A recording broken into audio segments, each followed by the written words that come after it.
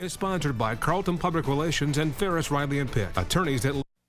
This is Fox 6 WBRC Law Call. Hello, welcome to Law Call. We've got the answers to your legal questions. Here's what we've got on our plate tonight. In our caller segment, we're going to be discussing crime and punishment. So what is the difference between a suspect and a person of interest?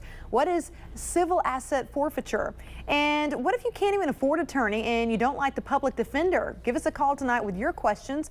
Our phone number is 855-LAW-1955.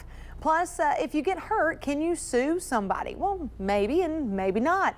We're going to explain what personal injury is all about.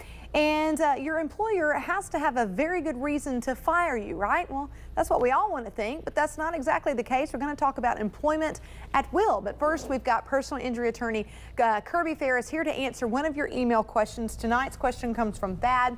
And Thad writes in saying, Kirby, he says, I hired a guy to come to work on my air conditioner. He used one of my planters as a chair. It broke underneath him. He fell and got hurt. Am I going to be responsible for his injury since it happened at my house? So, Kirby, what do you tell Thad? You know, that's a common concern among people, believing that anytime someone's injured at your house, that you're liable for that. That's really not necessarily true.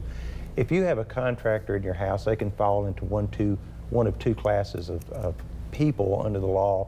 And in both of those instances, you owe them a duty of reasonableness or a duty to let them know if there's something dangerous on your property that could hurt them.